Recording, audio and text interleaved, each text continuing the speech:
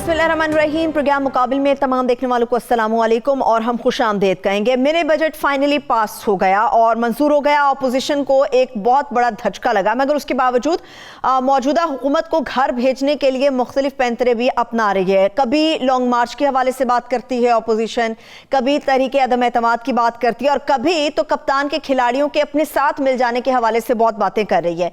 सवाल यह है कि ये एक आसाब शिकन जंग है, इसका फातेह कौन रहेगा? ये हारून साहब से हम तज्जिया लेंगे। इसके साथ साथ मुल्क की पहली कौमी सलामती पॉलिसी का इजरा कर दिया गया है, इसका मकसद क्या है और क्या इस पॉलिसी पर अमल भी हो सकेगा, ये भी आपके साथ शेयर करेंगे। कोशिश करेंगे कि मुल्क के अंदर यूरिया खाद के बहरान के हवाले से और कोरोना की जो 5वीं लहर है वो कितनी खतरनाक हो सकती है, इसके ऊपर भी बात कर सके।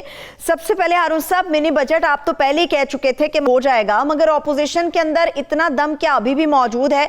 ये किस भरोसे पर यह बात कर रही थी कि मिनी बजट को मंजूर नहीं होने दिया जाएगा?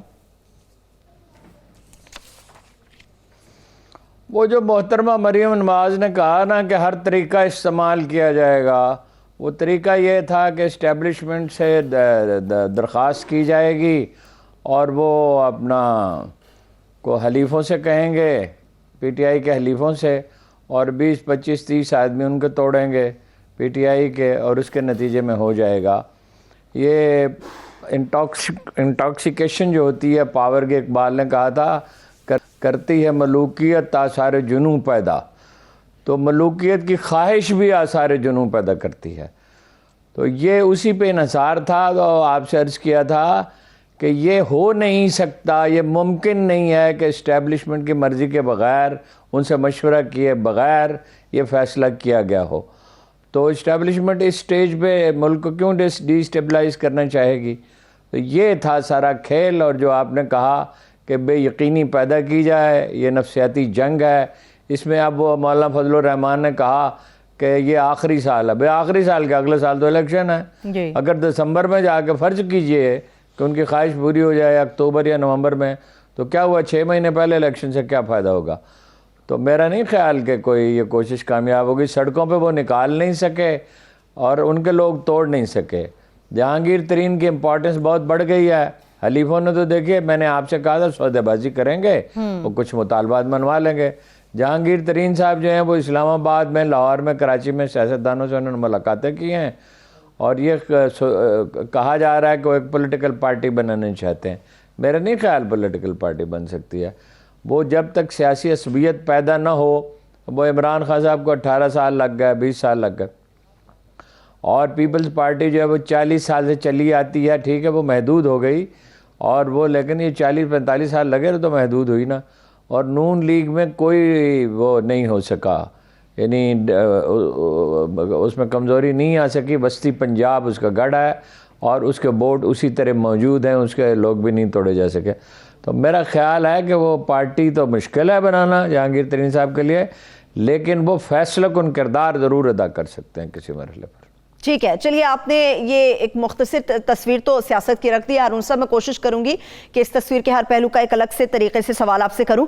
अच्छा, आपने इससे पहले इस्टेब्लिशमेंट की बात की। आपने कहा मरियम साहिबा ये कह रही हैं कि किसी भी तरीके से हुकूमत को घर भेजा जाए और सबको पता है वो ये बात कर रही हैं। क्या हमारे रियासती इदारों में ऐसे लोग मौजूद हैं जो ये चाहते हैं कि इमरान खान को या मौजूदा हुकूमत को घर भेज दिया जाए? वो ये चाहते हैं कि इमरान खान पे दबाव रखा जाए। बाद लोग रियासती इदारों में ऐसे हैं। उसकी वजह ये है कि वो समझा ये जाता है कि ऐसी हुकूमत ही कामयाब हो सकती है जिसके अमेरिका के साथ भी खुशगवार ताल्लुकात हों, यानी चीन के साथ गहरे ताल्लुकात हों, मगर अमेरिका के ख़िलाफ़ जो बेबाकाना बयानात उन्होंने दिए हैं, जो बाद लोगों के ख्याल में गैर मोहतात तर्ज अमल है, तो वो ऐसा वज़ीर आज़म हो जो अमेरिका जिस पे नाखुश न हो। अमेरिका बहुत सख्त नाखुश है खान साहब से। तो ये है उसकी वजह।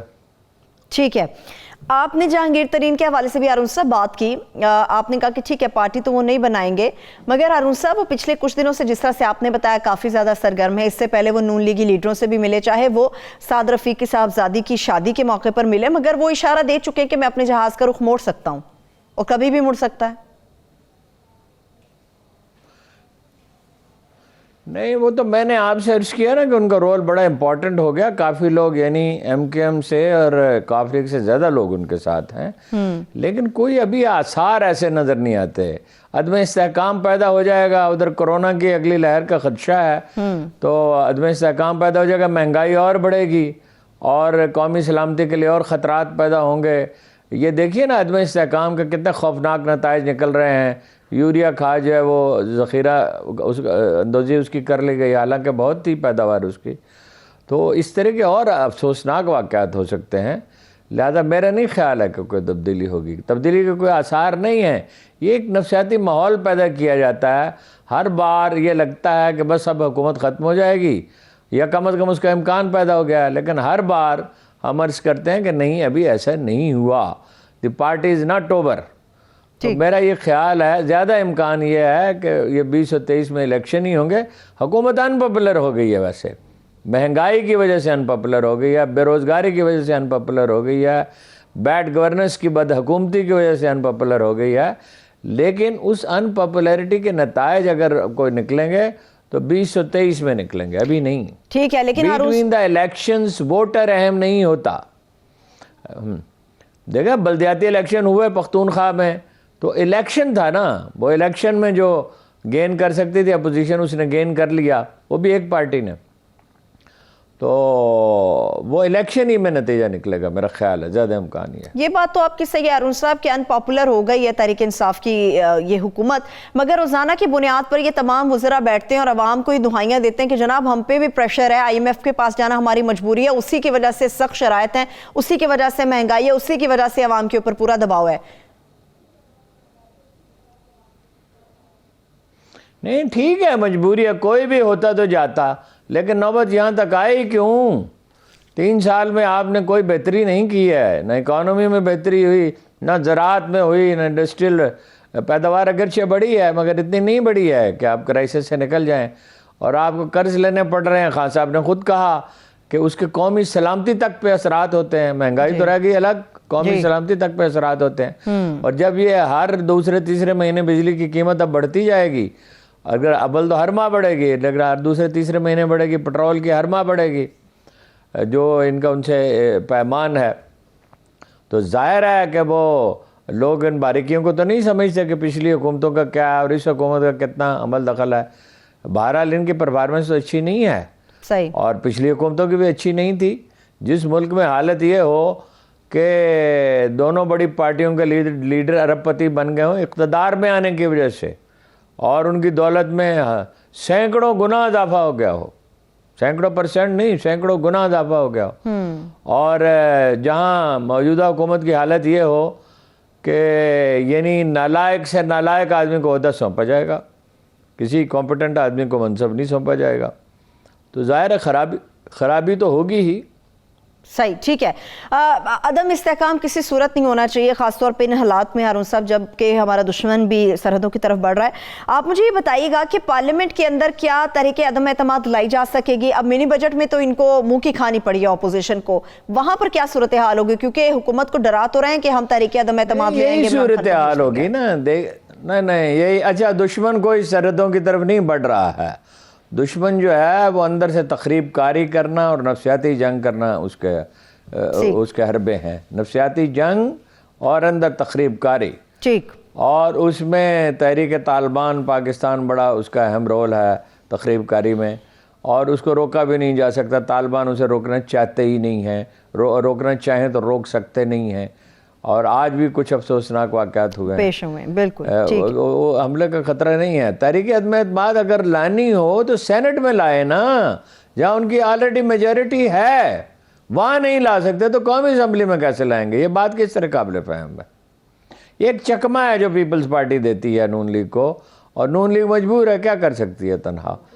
وہ پنجاب میں کیسے ہے بھائی؟ چودھری پرویز الہی صاحب اگر ساتھ ہیں اور آزاد ارکان اگر ساتھ ہیں تو کیسے آ سکتی ہے عدم اعتماد کی تحریک؟ یہاں دیکھیے نا, 148 تو ان کے اپنے ارکان ہیں اور اختر مینگل کے ارکان ہیں, تو اپوزیشن کے تو ارکان کے سوا کسی نے ووٹ نہیں دیا ہے.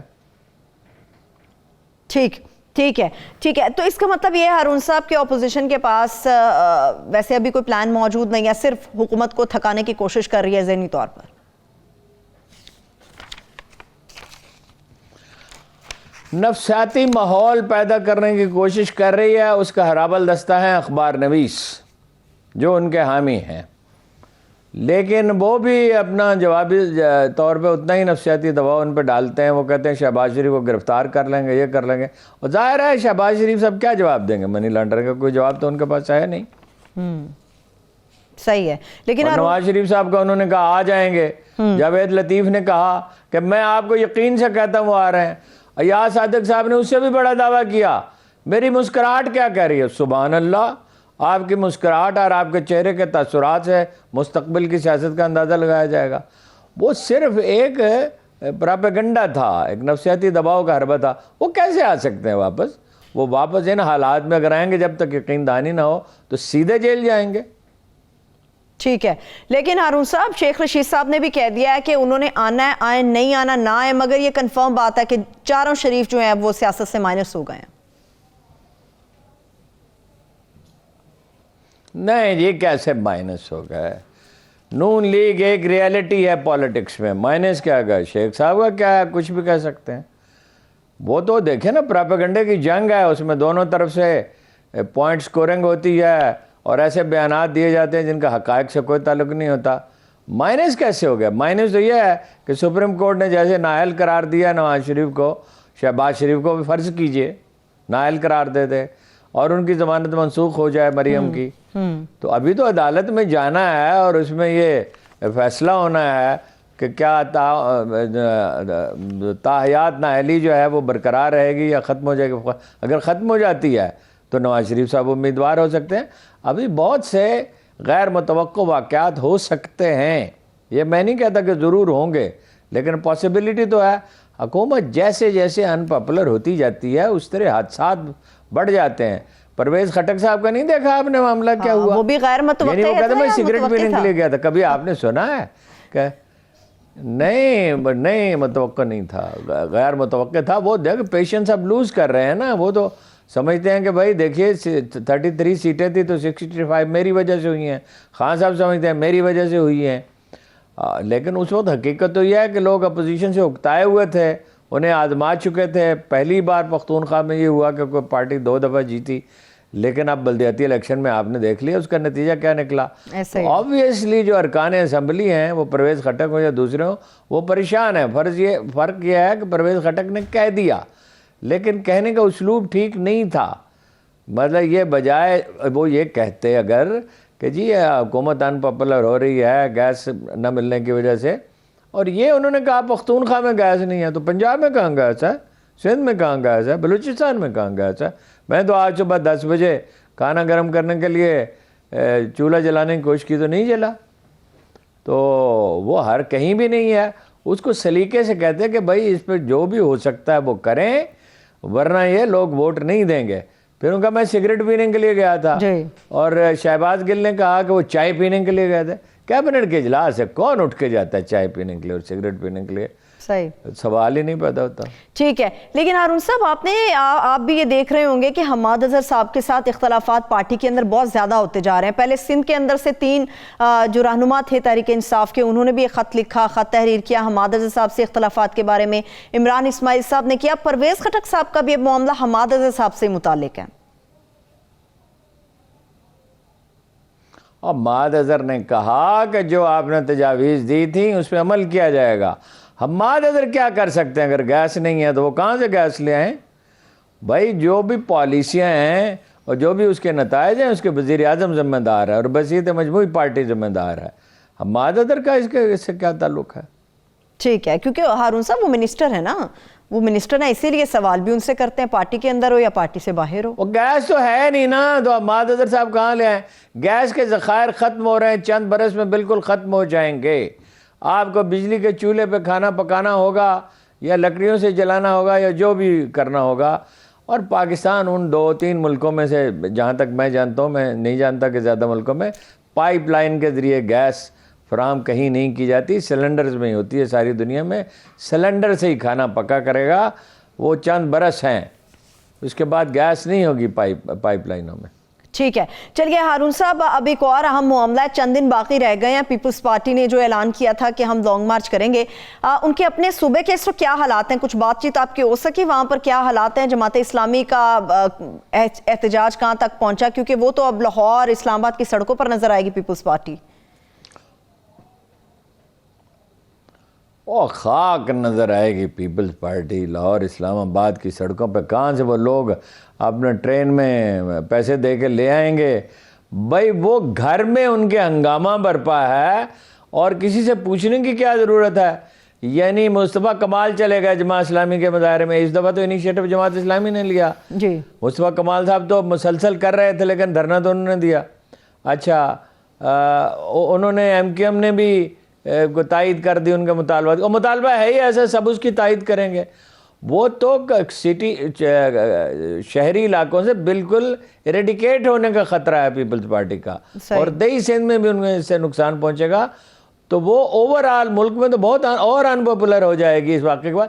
بھائی پنجاب میں اختیارات ملیں گے، بلوچستان میں ملیں گے، پختونخوا میں ملیں گے اور سندھ میں نہیں ملیں گے. یہ کیسے ہو سکتا ہے؟ اور کراچی تو بلدیاتی ادارے کے بغیر گورن کبھی ہو سکتا ہی نہیں ہے. اس میں صرف 2 دفعہ ترقی ہوئی ہے، یعنی ایسی ترقی ویزیبل تھی جس کو اپریشیٹ کیا گیا، ایک نعمت اللہ خان کے دور میں، ایک مصطفیٰ کمال کے دور میں. اس لیے کہ بلدیہ کے پاس اختیارات تھے، وفاقی حکومت کی پشت پناہی تھی، اور بجٹ جو ہے اس وقت جتنا تھا اب اتنا بھی نہیں. حالانکہ انفلیشن کے حساب سے تو اسے 3 گنا زیادہ ہونے چاہیے. صحیح. ٹھیک ہے ٹھیک ہے. اپنا صوبہ تو وہ گورن نہیں کر پا رہے ہارون صاحب، مگر بلاول بھٹو کو تو وہ وزیر اعظم بنانے کے خواب دیکھ رہے ہیں، پورے ملک پر رول کرنے کی بات کر رہے ہیں. وہ تو بعض وہ کئی دفعہ آپ سے عرض کیا ہے، یہ بچگانہ باتیں ہیں. بلاول بھٹو میں انگریڈینٹس ہی نہیں پاپولیرٹی کے.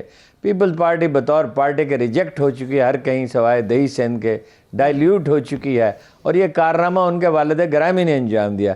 پیپلز پارٹی کا کوئی چانس دور دور تک نظر نہیں آتا. کبھی کبھی بلاول تقریر اچھی کر دیتے ہیں. مثلا یہ اس دفعہ انہوں نے جو تقریر کی وہ ٹھوس پوائنٹس ہے. شہباز شریف صاحب کی طرح صرف ریٹارک نہیں تھا، لیکن صرف تقریر سے تو کچھ نہیں ہو سکتا نا. کیا ان پہ اعتماد ہے؟ پنجاب کے لوگ ان پہ اعتماد کریں گے؟ پختونخوا کے کریں گے؟ بلوچستان میں تو ویسے ہی ہمیشہ منقسم رہتا ہے اور وہاں انڈیویجولز جیتتے ہیں، قبائلی سردار جیتتے ہیں. ٹھیک ہے.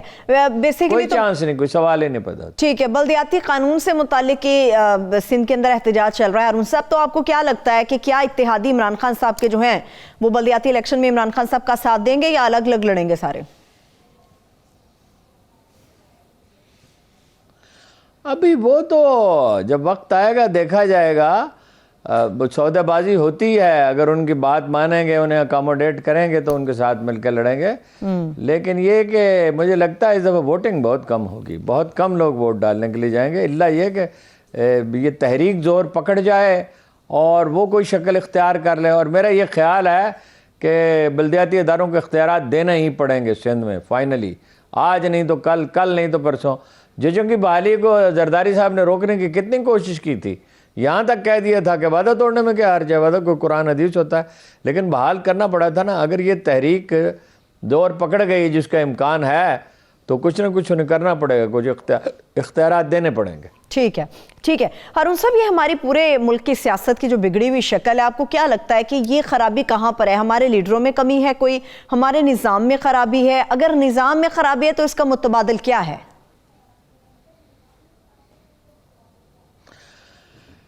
بھائی جمہوری سیاسی جماعتیں جن کا ایک واضح منشور ہو، سنجیدگی کے ساتھ کام کیا جائے.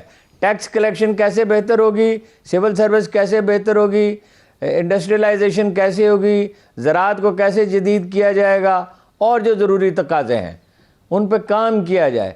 اور پارلیمنٹ پالیسیاں بنائے. پارلیمنٹ کیا ہے؟ ریٹارک ہے، نعرے بازی ہے. یہ پارلیمنٹ ہے، اس کو پارلیمنٹ کہتے ہیں. کوئی سنجیدہ کام یہاں ہوتا ہے؟ تو باقی نظام بدلنے کا جہاں تک صدارتی نظام کی بات ہے، میں بہت پرجوش حامی ہوں صدارتی نظام کو. مسلمانوں کو کہ جو مزاج ہے اس میں صدارتی نظام ہی سوٹ کرتا ہے. ایک لیڈر ہونے چاہیے. اس وقت اور بھی تماشا ہے نا، 2 لیڈر ہیں، ایک لیڈر ہے ہی نہیں. پہلی بات تو یہ ہے کہ پہلے تو ایک لیڈر ہونا، 2 لیڈر نہیں ہونے چاہیے. یعنی اسٹیبلشمنٹ بھی ہے اور وزیر اعظم بھی ہیں. آج مطلب حالات کی پیچیدگیاں یہاں لے آئی ہیں ملک کو. صدارتی نظام کا میں بہت پرجوش حامی ہوں, مسلمانوں کو یہی سازگار ہے, لیکن وہ آسمان سے نازل ہوگا. بھائی پارلیمانی نظام کا وہی معاملہ ہے جو کالا باغ ڈیم کا ہے.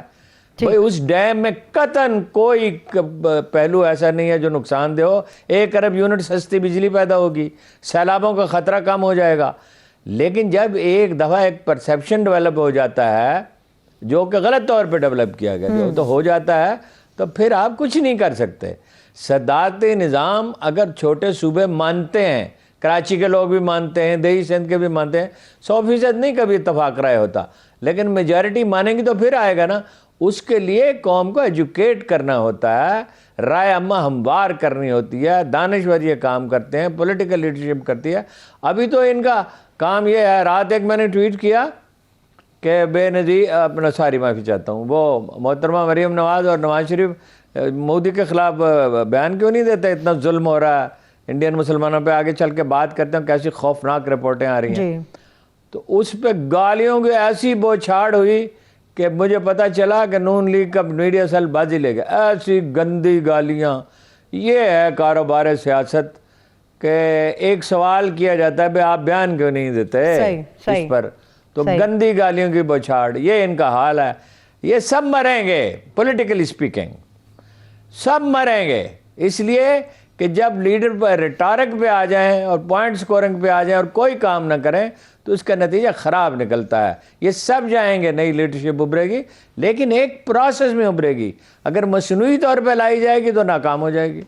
ٹھیک ہے, ایک آخری سوال ہے ہارون صاحب, پھر مجھے بریک کی طرف بڑھنا ہے. صدارتی نظام آپ کہہ رہے ہیں آپ بڑے پرجوش حامی ہیں, مجھے ذرا یہ کلیئر کیجئے گا کہ ایسا کیا ہے صدارتی نظام میں کہ بلاول بھٹو زرداری کہتے ہیں اگر یہ نظام نافذ کیا گیا یا لایا گیا تو پھر یکجہتی کو نقصان ہوگا, ملک کی یکجہتی کو نقصان ہوگا؟ وہ کچھ بھی کہہ سکتے ہیں. وہ انہوں نے مراد علی شاہ نے یہ نہیں کہہ دیا تھا کہ پھر ہم اور سوچیں گے, یعنی اشارہ یہ دیا تھا کہ سندھ کی علیحدگی کے بارے میں بھی ہم سوچ سکتے ہیں. وہ اس طرح کی باتوں پہ نہ جائیں, کوئی ملک کو نقصان نہیں ہوگا. لیکن میں پھر کہتا ہوں صرف ایک اتفاق رائے سے, یعنی ایک منیمم اتفاق رائے, 100% تو کبھی ہوتا ہی نہیں ہے, اس کے بغیر آپ نظام نہیں بدل سکتے. اس نظام کو نہیں آپ چلا پا رہے, اس آئین پہ عمل نہیں ہو رہا, تو صدارتی نظام آپ لے کیسے آئیں گے؟ طاقت سے تو نہیں ایسی چیزیں ہوتی, ایسی چیزیں دلیل سے ہوتی ہیں اور رائے عامہ ہموار کرنے سے ہوتی ہیں. ٹھیک ہے, چل بریک کی طرف ابھی چلتے ہیں. بریک کے بعد ایک بار پھر سے پروگرام میں ہم آپ کو خوش آمدید کہیں گے. ایک اور قاتل کی بات کر لیتے ہیں ہارون صاحب, وہ ہے کرونا, جس کے 5ویں لہر آ گئی ہے. عوام ماننے کو تیار نہیں ہے. مجموعی ہلاکتیں 7 ہیں 24 گھنٹوں کے اندر, مگر اب تک جو ہے 29,000 لوگ مر چکے, مگر ماسک پہننے کو کوئی تیار نہیں. کیوں؟ کیونکہ حکومت پاکستان خود آ کر ان کے چہروں پر ماسک نہیں چڑھا رہی.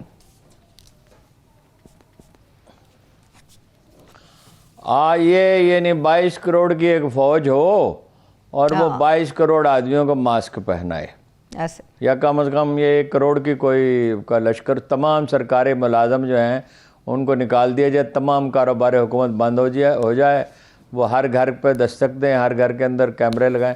بھئی یہ کام تو آپ کو خود کرنا ہے, اور یہ کوئی کام ہی نہیں ہے.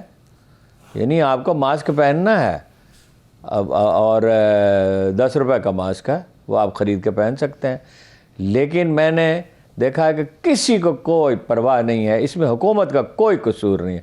حکومت کی پرفارمنس اس میں بہت اچھی ہے, اور چیزوں میں خراب ہے, مگر کرونا میں تو پرفارمنس ان کی بہت اچھی ہے. جب آپ نہیں پہنتے, کل پہلی بار پرسوں میں نے ایک صاحب آئے, انہوں نے کہا میں بنانا چاہتا ہوں سیلفی. میں نے کہا نو کوسچن, میں معافی چاہتا ہوں. اچھا, ایک قوم کو سیلفی بنانے کا اتنا شوق ہے, ظاہر ہے ماسک کے ساتھ تو نہیں بن سکتی, سیلفی بنانے کا اتنا شوق ہے کہ بھائی کرونا ہو جائے کسی کو. اچھا میچ ہو رہا ہے کرکٹ کا جی, 27 جنوری کو کراچی میں, جہاں ریٹ ہے 29%. درست. اور پھر لاہور میں جہاں سب سے زیادہ ہے, لاہور میں ویسے 5% ہے, مجھے سمجھ نہیں آئی, 10% تھا کل, آج 5% کیسے ہو گیا. بہرحال آج کا فگر یہی ہے. تو میچ ہو رہے ہیں جی کرکٹ کے, بھائی لاکھوں آدمی اس کا شکار ہو سکتے ہیں. کرکٹ ہونی چاہیے, بہت خوش آئند بات ہے, لیکن اس قیمت پر, انسانی زندگیوں کی قیمت پر یہ کوئی بات سمجھ میں آنے والی ہے؟ صحیح، ٹھیک ہے. سندھ حکومت سے ہارون صاحب ایک تو مطالبہ یہ کیا جا رہا ہے کہ جس طرح سے آپ نے بھی بتایا 29% وہاں پر مثبت کیسز کی شرح ہے، تو وہاں پر کوئی لاک ڈاؤن کا سلسلہ ہونا چاہیے. اس معاملے میں گورنمنٹ تو بالکل پیچھے ہٹ گئی ہے کہ ہم لاک ڈاؤن نہیں لگائیں گے. وہ کرنا ہی پڑے گا. اللہ نہ کرے کہ ہمارا خدا کرے کہ ہمارا اندازہ غلط ثابت ہو جائے، لیکن کراچی میں جس طرح جو صورتحال پیدا ہو چکی ہے، مراد علی شاہ صاحب نے کیا فرمایا جناب، میں تو حیرت زدہ رہ گیا کہ ہم نگاہ رکھے ہوئے ہیں. اتنا چھوٹا سا مسئلہ ہوتا ہے، وہ دھمکی دیتے ہیں وفاق کو اور ایسی سنگین زبان استعمال کرتے ہیں کہ آدمی حیرت زدہ رہ جاتا ہے، اور اس میں صرف نگاہ رکھے ہوئے ہیں. او خدا کے بندو، جو کر سکتے ہو یہ ٹھیک ہے، کرنا تو عام آدمی ہے، وہ کوشش تو کرو، ورنہ آپ سمارٹ لاک ڈاؤن نہیں، اس دفعہ کراچی کو شاید مکمل طور پہ بند کرنا پڑے گا. اللہ نہ کرے کہ ایسا ہو، بالکل اللہ نہ اگر لوگ احتیاط کریں تو نہیں ہوگا. لیکن میڈیا کو چیخنا چاہیے اس پہ، ہر پروگرام میں کم از کم ہر آدمی کو ایک دفعہ ضرور کہنا چاہیے. صحیح ہے. خدا کے بندو اپنی جان کی تو حفاظت کرو. بالکل ایسے ہی ہے ہارون صاحب. وہاں پر تو خدا نخواستہ ایسی صورتحال ہے کہ کراچی کی جو سندھ کی وزیر صحت ہیں وہ تو یہ بات کر چکی ہیں کہ ہمارے پاس اسپتالوں میں جگہ نہیں بنے گی اگر اسی طرح سے اسی طرز پر کیسز آگے بڑھتے رہیں گے. مشکل میں آ جائے گا کراچی، مشکل میں آ جائے گا سندھ. چلیے ایک اور مشکل ہے. میں کیا کسی اسپتال کے سین میں جگہ نہیں رہے گی اگر یہ صورت. دیکھیے نا WHO کی رپورٹ یہ ہے کہ 75 کروڑ میں سے 50% یعنی 37.5 کروڑ لوگ یورپ کے اس کا شکار ہو سکتے ہیں. برازیل میں صورتحال خراب ہے، بھارت میں خراب ہے، امریکہ میں خراب ہے، برطانیہ میں خراب ہے، فرانس میں یہی صورتحال ہے. یورپ تو اس میں بہہ جائے گا بالکل بہت بری طرح. اور چین میں بھی بہت اچھی نہیں ہے، اتنی اچھی نہیں ہے جتنی ہم توقع کر رہے تھے. تو یہ تو تمام بنی نوع انسان خطرے میں ہے. 55 لاکھ اموات ہو چکی ہیں، اور صرف آج کا فگر پاکستان کا جو ہے وہ 3567 ہے، 3567 لوگ، اور دنیا میں ہے کوئی میرے خیال سے 7 لاکھ ہے شاید. دنیا بھر میں جو متاثرین ہیں، 7,000 دنیا بھر کے متاثرین ہارون صاحب 27 لاکھ سے زیادہ ہیں جو دنیا بھر میں متاثرین ہیں. 27 لاکھ سے زیادہ ہیں وہ. 27 لاکھ ہے، ساری میرے ذہن میں نہیں تھا صحیح فگر. ٹھیک ہے. ایک اور بھی مسئلہ ہے ہارون صاحب جس سے سر اٹھایا ہے. کچھ دن پہلے خسرو بختیار صاحب نے پریس کانفرنس کی تھی دیگر وزراء کے ساتھ مل کے یوریا کھاد کے حوالے سے کہ چائنا سے ہم لوگ درآمد کر رہے ہیں، مگر بحران تو آ گیا، کسان تو پریشان ہے. اب ہوگا کیا ہارون صاحب؟ گندم کی فصل بھی متاثر ہوگی.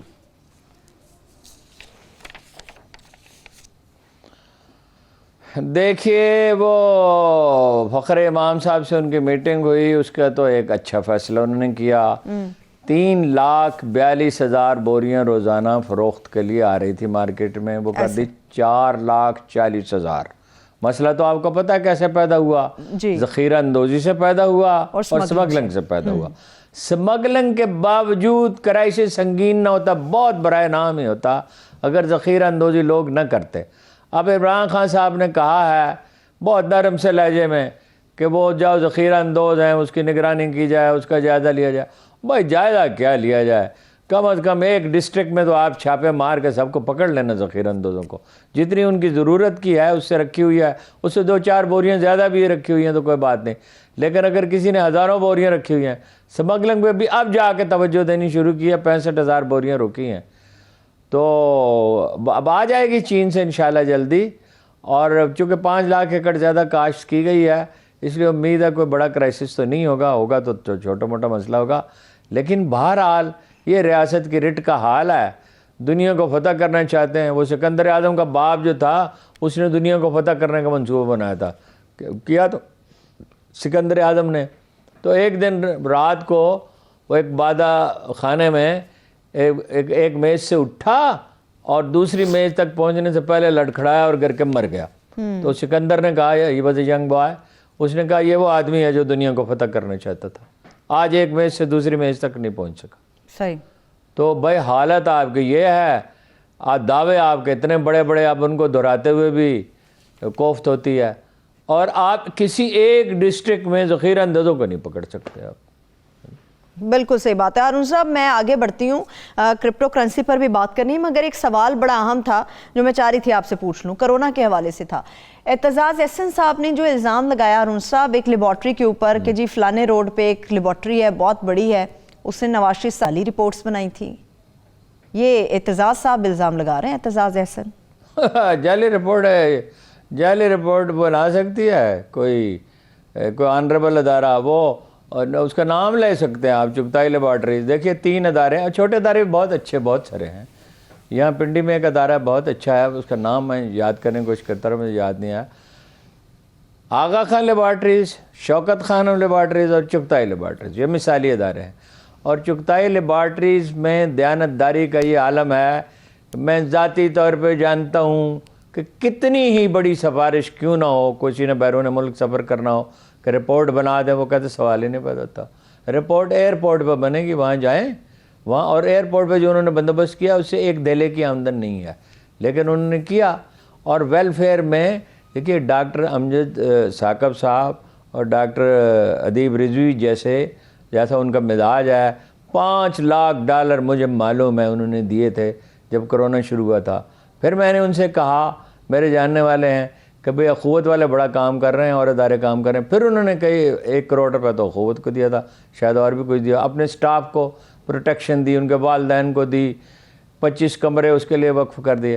تو اعتزاز احسن صاحب کو چونکہ معلوم نہیں ہے اور ذہین آدمی ہیں, بعض اوقات ذہین آدمی اپنی قوت متخیلہ سے ایک دنیا تخلیق کر لیتے ہیں. انہوں نے کہا اتنی بڑی بلڈنگ یوں ہی تو نہیں بن جاتی. وہ بلڈنگ بنے تو ایک زمانہ گزر گیا, اس کا ان رپورٹوں سے کیا تعلق ہے؟ ٹھیک, چلیے. تو انہیں یہ بات نہیں کہنی چاہیے تھی, یہ ان کے شایان شان نہیں ہے کہ اس طرح کسی پہ الزام لگائیں. ٹھیک ہے, چلیے ایک بریک کی طرف ابھی چلتے ہیں. جس طرح خواجہ اعظم نے شوکت خانم کے بارے میں کہہ دیا تھا, کل کوئی ڈاکٹر ادیب رضوی کے بارے میں کہہ دے گا, یا عیدی فاؤنڈیشن کے بارے میں کہہ دے گا. یہ وہ ادارے ہیں جو ملک کی خدمت کر رہے ہیں, ان کے بارے میں محتاط ہونے چاہیے. یہ اعتزاز احسن صاحب کے شایان شان نہیں ہے کہ ایسی بات کریں. ٹھیک ہے, ٹھیک ہے, ایک بریک کی طرف چلتے ہیں. بریک سے ہم واپس آئیں گے. تو ملک کی جو پہلی قومی سلامتی پالیسی کا اجرا کر دیا گیا ہے, اس کا مقصد کیا اور اس کی ضرورت کیوں پیش آئی, اس کے دیگر اہم نکات کے اوپر بھی عدنان عادل صاحب ہمارے ساتھ موجود ہوں گے, ان سے بات کریں گے. ہمارے ساتھ رہیے. بریک کے بعد ایک بار پھر سے پروگرام میں ہم آپ کو خوش آمدید کہیں گے. عدنان عادل صاحب ہمیں جوائن کر چکے ہیں. تھینک یو سو مچ عدنان عادل صاحب. عدنان عادل صاحب مجھے یہ بتائے گا کہ وزیر اعظم پاکستان عمران خان صاحب نے پاکستان کی پہلی قومی سلامتی پالیسی کا اجرا تو کر دیا ہے, مگر اس کی ضرورت کیوں پڑی, ضرورت کیا تھی جو اس کا اجرا کیا گیا, اور اس کا مقصد کیا ہے؟ دیکھیں, جو ہمارے ملک کا تحفظ یا دفاع ہے یا ہماری سلامتی ہے, اس کے تقاضے کیا ہیں اور ہماری سمت کیا ہے, ہم کیا کرنا چاہتے ہیں بحیثیت قوم, اس کو ایک سیکیورٹی پالیسی کہا جاتا ہے کہ ان تمام باتوں کا جو احاطہ کرے.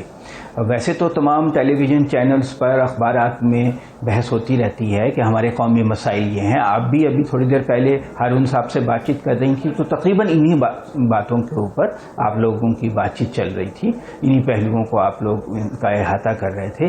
لیکن یہ کہ سرکاری سطح پہ اس کو ایک جامع اور مربوط انداز میں دستاویزی شکل دی جائے اور بتایا حکومت اون کرے, یہ کبھی نہیں ہوا. تو اب حکومت نے ایک ڈاکیومنٹ بنایا ہے, ایک دستاویز بنائی ہے, جس میں بتایا ہے کہ پاکستان کی سلامتی اور تحفظ کے یہ تقاضے ہیں, یہ ہمارے رہنما اصول ہیں جن کی روشنی میں ہم اپنے ملک کا, اپنی عوام کا, اپنی قوم کا تحفظ کریں گے, اور یہ چیزیں جو ہیں ان کی سلامتی کے لیے ضروری ہیں.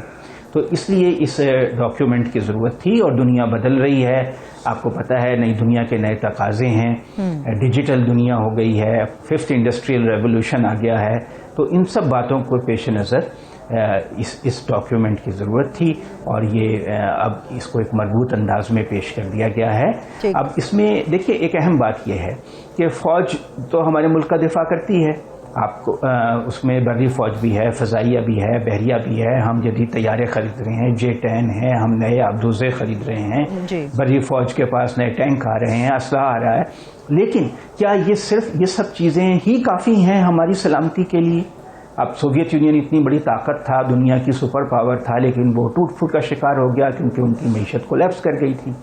تو کہیں ہم اس سمت میں نہ چل پڑے. پھر آپ دیکھیے کہ لیبیا کے ساتھ کیا ہوا, ایک خوشحال ملک تھا, وہ خانہ جنگی کا شکار ہو کے تباہ ہو گیا. شام کے ساتھ بھی ایسا ہی ہوا. اسی طرح یمن میں خانہ جنگی ہے. تو دنیا کے کئی ملک ہیں, ایتھوپیا میں آج کل خانہ جنگی ہو رہی ہے. تو ہم جو ہیں وہ صرف فوج ہی جو ہے وہ ملک کا تحفظ اور دفاع نہیں کر سکتی, اس کے ساتھ ساتھ معیشت کا مضبوط ہونا بھی ضروری ہے. ملک کے اندر یکجہتی کا ہونا بہت ضروری ہے. آپ دیکھیے کہ 1965 میں جنگ ہوئی تو ہم بہت چھوٹے تھے, بہت پسماندہ تھے, انڈیا بہت بڑا دشمن تھا, لیکن ہماری قوم یکجا تھی, ایک قوم تھی, اس نے اس کو شکست دے کر اپنا دفاع کر لیا کیونکہ یکجہتی تھی. 1971 میں یکجہتی نہیں تھی تو ہمیں صدمہ اٹھانا پڑا اور ایک ملک کا ایک حصہ ہم سے الگ ہو گیا.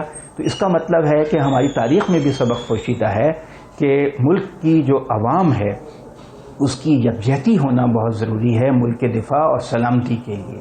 تو اس ڈاکیومنٹ میں اس پہلو پہ بھی بات کی گئی ہے کہ یکجہتی کیسے پیدا کی جائے اور معاشی سیکیورٹی کو کیسے ممکن بنایا جائے. ایک بڑا اعتراض, بالکل, ایک عدنان عادل صاحب, ایک بڑا اعتراض آتا ہے ہمیشہ اس وقت جو حالیہ ہماری سچویشن ہے, سیاست کو لے کر جو صورتحال ہے, اس میں اعتراض ہمیشہ اپوزیشن کرتی ہے, اپوز کرتی ہے حکومت کے فیصلوں کو, حکومت کے معاملات کو.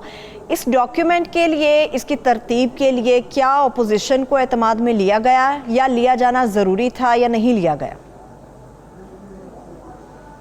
دیکھیے, اس ڈاکیومنٹ کی تیاری کے لیے کہہ رہے ہیں کہ 7 سال سے کام جاری تھا. 600 سے زیادہ میٹنگز کی گئیں دانشوروں, اساتذہ اور ملک کے جو ایسے طبقات ہیں جو کنسرن سٹیزنز ہیں. اپوزیشن کی جہاں تک بات ہے, انہوں نے کہا کہ ہم قومی اسمبلی کی کمیٹی میں پریزنٹیشن کرتے ہیں, تو اپوزیشن نے وہ پریزنٹیشن لینے سے انکار کر دیا. یہ محی یوسف صاحب کا دعویٰ ہے. سینٹ میں البتہ انہوں نے پریزنٹیشن کی اور وہ کہتے ہیں کہ وہاں پہ اسے سراہا گیا. اب بھی یہ تو بات صحیح ہے کہ اپوزیشن اس میں شریک نہیں ہوئی, لیکن اب ڈاکیومنٹ آ گیا ہے, یہ کوئی فائنل چیز تو نہیں ہوتی. اپوزیشن اس پہ اپنا انپٹ دے, اس پہ ڈیبیٹ کرے, قومی اسمبلی میں کرے, باہر کرے, کوئی ریٹن فارم میں ڈاکیومنٹ لے کر آئے تو اس میں مزید تبدیلیاں, ترامیم ہو سکتی ہیں اور اس کو بہتر بنایا جا سکتا ہے. اچھا, بالکل 30 سیکنڈ ہے عدنان عادل صاحب, بالکل جلدی سے مجھے بتائیے گا, کیا اس کے اوپر عمل بھی ہو سکا؟ آ تو گئی, عمل ہو پائے گا اس کے اوپر؟ ہاں, یہ مجھے بھی شک ہے کہ پتہ نہیں عمل ہو سکے گا کہ نہیں, کیونکہ یہ سب وہ باتیں جو ہم پہلے سے جانتے ہیں کہ مثلا یہ کہ معیشت کو مضبوط بنایا جائے, برآمدات کو بڑھایا جائے, تعلیم کو فروغ دیا جائے اور عورتوں کے حقوق کو فروغ دیا جائے اور آبادی کو کنٹرول کیا جائے, ماحولیات کے مسائل کو حل کیا جائے, لیکن اس پہ عمل درآمد ٹھیک طرح سے ابھی امید یہی کرتے ہیں کہ انشاءاللہ تعالیٰ یہ ڈاکیومنٹ تو سامنے آ گیا, اب اس کے اوپر عمل بھی ہوگا. عدنان عادل صاحب, آپ کا شکریہ, تھینک یو سو مچ. ہارون صاحب, میرے دیکھنے والوں کو شکریہ, اجازت دیجیے, اپنا خیال رکھیے, خدا حافظ.